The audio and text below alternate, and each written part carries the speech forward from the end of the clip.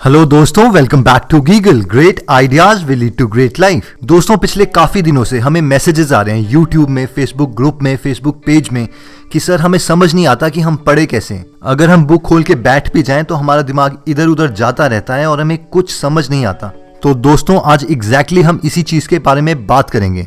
जब टॉपर्स कोई नया कॉन्सेप्ट पढ़ते हैं या समझते हैं तो उनके दिमाग में क्या चल रहा होता है, उनका थॉट प्रोसेस वो क्या होता है। तो जो सबसे पहले टेक्निक है उसे बोलते हैं the big idea. For example, मान लीजिए कि हम कोई बिल्कुल नया कॉन्सेप्ट समझना चाह रहे हैं, जैसे कि इलेक्ट्रोमैग्नेटिज्म।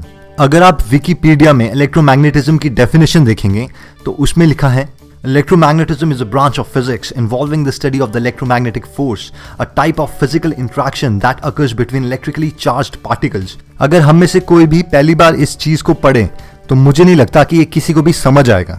तो इस वक्त पर जो आपके दिमाग में सवाल होना चाहिए वो है, यार कहना क्या चाह रहे हैं, यानी क्या करता क्या है ये, इससे होगा क्या, इन शॉर्ट है क्या ये। इवन आइंस्टाइन कहते थे कि अगर आप किसी चीज को बहुत सिंपल शब्दों में नहीं समझा सकते तो वो चीज आपको खुद भी नहीं आती। और अगर आप इस कॉन्सेप्ट द बिग आइडिया में अच्छे होना चाहते हैं तो आप इमेजिन कर सकते हैं कि आपके पास एक छोटी क्लास का बच्चा बैठा है और आप एक टीचर हैं और आपको ये सारा कॉन्सेप्ट उस बच्चे को समझाना है।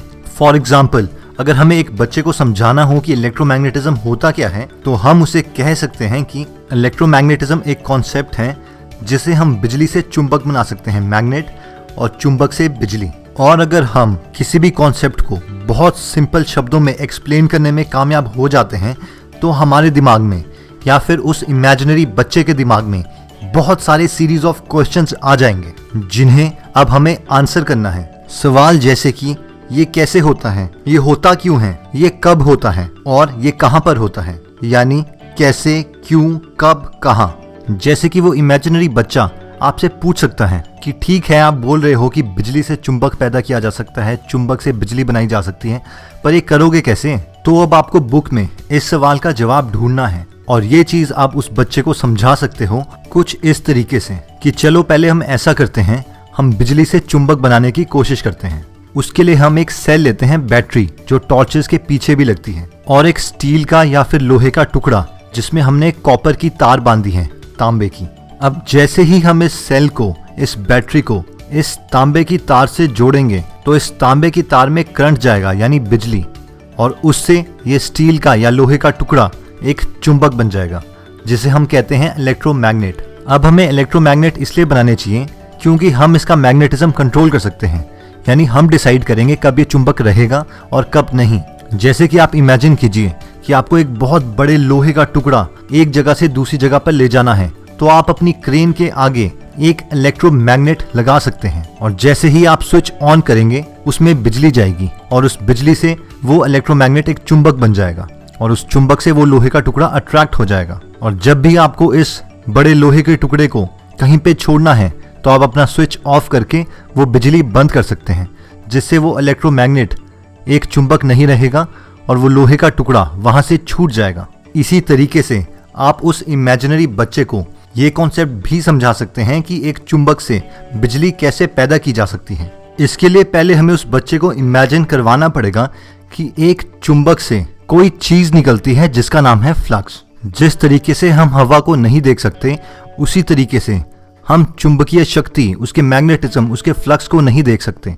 और वो फीलिंग उस बच्चे में आनी चाहिए, यानी जब भी वो चुंबक को देखे तो उसे लगना चाहिए कि इससे कुछ निकल रहा है जिसका हमने नाम रखा हुआ है फ्लक्स। अब जब भी हम एक चुंबक के सामने एक तार को, एक कंडक्टर को रखेंगे तो वो फ्लक्स उस तार को छुएगा, लेकिन उस तार में बिजली पैदा नहीं होगी। लेकिन अगर हम उस तार को हिलाते हैं या फिर उस चुंबक को हिलाते हैं, यानी वो फ्लक्स उस तार को काटने लग जाए, उस चुंबक की चुंबकीय शक्ति उस तार को काटने लग जाए, तो उस तार में बिजली पैदा हो जाएगी। और इस चीज को हम फैराडे लॉ के नाम से जानते हैं, यानी फैराडे एक साइंटिस्ट थे जिन्होंने ये लॉ बताया था। और अगर हम ज्यादा बिजली पैदा करने के लिए बड़े बड़े चुंबकों को पानी से घुमाने लग जाएं तो उनको हम हाइड्रो प्लांट बोलते हैं, और अगर स्टीम से घुमाने लग जाएं तो उनको थर्मल प्लांट्स। अब नेक्स्ट सवाल जो वो बच्चा आपसे पूछ सकता है वो ये है कि ऐसा होता क्यों है। तो इसका जवाब जो साइंस के पास है वो ये है कि उन्हें भी नहीं पता ये होता क्यों है। बड़े बड़े साइंटिस्ट्स ने एक दुनिया में, एक नेचर में पैटर्न ढूंढा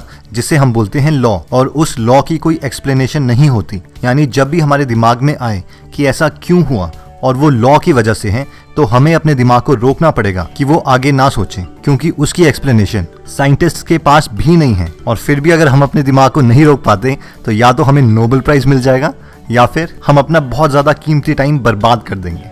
दोस्तों, इसी तरीके से हम बाकी सारे कॉन्सेप्ट्स को समझ सकते हैं। इस कॉन्सेप्ट का ये फायदा है कि पहले आपके दिमाग में सवाल है और उस सवाल का आंसर ढूंढने के लिए आप किताब पढ़ रहे हैं, ना कि जिस तरीके से ऑथर ने लिखा है वो जहां पे भी आपको ले जाना चाह रहा है उसी तरीके से आप पढ़ी जा रहे हैं और आपके दिमाग में कोई स्टोरी, कोई इमेजिनेशन, कोई कॉन्सेप्ट नहीं बिल्डअप हो रहा। इससे आपका दिमाग एक टारगेटेड मिसाइल की तरह काम करता है। यानी आपके दिमाग में कोई सवाल है, कोई टारगेट है जिसका आंसर आप ढूंढना चाह रहे हैं। इससे आपकी कॉम्प्रिहेंशन स्किल्स, आपकी समझने की शक्ति बहुत ज्यादा बढ़ जाती है। दोस्तों, बिग आइडिया के पास नेक्स्ट सुपर कॉन्सेप्ट आता है इमेजिनेशन। दोस्तों, क्रैमिंग में, रट्टे में और एक अच्छे कॉन्सेप्ट्स बिल्ड करने में जो सबसे बड़ा डिफरेंस है वो है इमेजिनेशन का। हमने बहुत बार देखा है कि मैक्सिमम स्टूडेंट्स साइंस और मैथ्स में कॉन्सेप्ट्स को, यूनिट्स को या फिर हिस्ट्री में डेट्स को रट्टा मारने की कोशिश करते हैं। फॉर एग्जाम्पल, मान लीजिए कि किसी लिक्विड का फ्लो रेट 64 क्यूमेक्स है, यानी 64 मीटर क्यूब पर सेकेंड। तो मैक्सिमम स्टूडेंट्स इस नंबर को ऐसे याद करेंगे, 64 क्यूमेक्स, 64 क्यूमेक्स, 64 क्यूमेक्स। ना ही उनके दिमाग में कोई इमेज क्रिएट हो रही है और फाइनली ये मेमोरी में भी बहुत कम इंप्रेशन डालेगा और आपको जल्दी भूल भी जाएगा और इससे आपका कोई भी कॉन्सेप्ट नहीं बिल्डअप होता। इस फ्लो रेट को इमेजिन करने का एक तरीका ये हो सकता है कि 64 मीटर क्यूब पर सेकेंड, यानी 64 का क्यूब रूट होता है 4। अब इसे इमेजिन करने के लिए पहले आप इमेजिन कीजिए 4 मीटर। हो सकता है ये आपके रूम का साइज हो या फिर वॉशरूम का साइज, इंटू 4 मीटर इतना लंबा और इंटू 4 मीटर इतना गहरा, यानी ऑलमोस्ट आपके पूरे कमरे जितना। इतना लिक्विड एक सेकंड में एक जगह से जा रहा है। अगर इस फ्लो रेट के सामने आप खड़े हो जाएं तो ये लिक्विड का फ्लो आपको उठा के एक जगह से दूसरी जगह पे फेंकने की क्षमता रखता है। ये उसी तरह है जिस तरीके से एक चींटी के ऊपर हम पूरी की पूरी बाल्टी फेंक दें। इतना ज्यादा फ्लो रेट है ये 64 मीटर क्यूब पर सेकेंड। अगर इस तरीके से आप यूनिट्स को रिमेंबर करने की कोशिश करते हैं तो ये आपकी मेमोरी में बहुत इमोशनल इम्पैक्ट डालता है और आपको याद रहता है कि ये इतना बड़ा था और आपकी यूनिट्स की भी कभी गलती नहीं होगी। कभी आप इसको 64 सेंटीमीटर क्यूब पर सेकंड नहीं लिख पाओगे क्योंकि आपको पता है कि सेंटीमीटर बहुत छोटा यूनिट है, ये तो एक गिलास के बराबर है, जबकि 64 मीटर क्यूब पर सेकंड ये आपके पूरे कमरे के बराबर। इसी तरीके से आप प्रेशर का यूनिट किलोग्राम पर सेंटीमीटर स्क्वायर इमेजिन कर सकते हो। 5 किलोग्राम पर सेंटीमीटर स्क्वायर का मतलब है कि एक छोटा सा स्क्वायर 1 इंटू 1 सेंटीमीटर का, ऑलमोस्ट आपके नाखून जितना, उसके ऊपर 5 केजी का प्रेशर है। 5 किलो इमेजिन कीजिए, 5 किलो का कोई वेट सिर्फ इतनी छोटी जगह पे कॉन्सेंट्रेटेड है, तो ये एक काफी बड़ा यूनिट है। और इसी तरीके से बाकी यूनिट्स, न्यूटन, फ्लक्स या कोई भी यूनिट इमेजिन किया जा सकता है और इससे कॉन्सेप्ट बिल्डिंग में बहुत मदद मिलती है।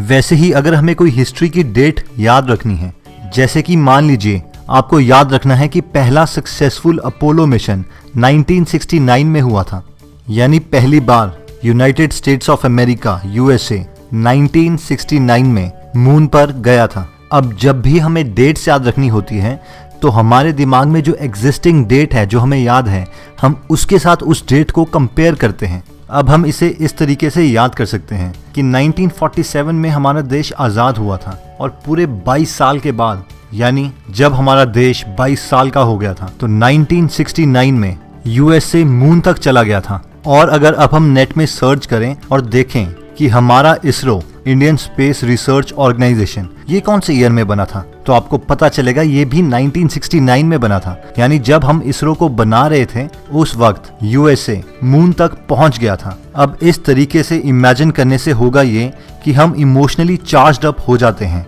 और हमें कोई भी डेटा याद करना काफी आसान हो जाता है।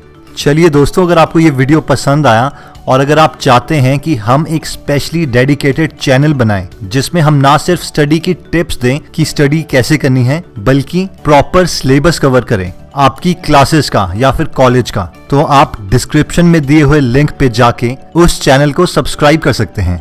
और अगर एक पर्टिकुलर अमाउंट से ज़्यादा सब्सक्राइबर हो जाते हैं तो हम आपके सिलेबस के अकॉर्डिंग वीडियोस बनाना स्टार्ट करेंगे और अपनी पूरी कोशिश करेंगे कि हम आसान से आसान शब्दों में वो सारे कॉन्सेप्ट्स आपको समझा पाएं। और आप कमेंट भी कर सकते हैं कि हम किन टॉपिक्स पे सबसे पहले वीडियोस बनाएं।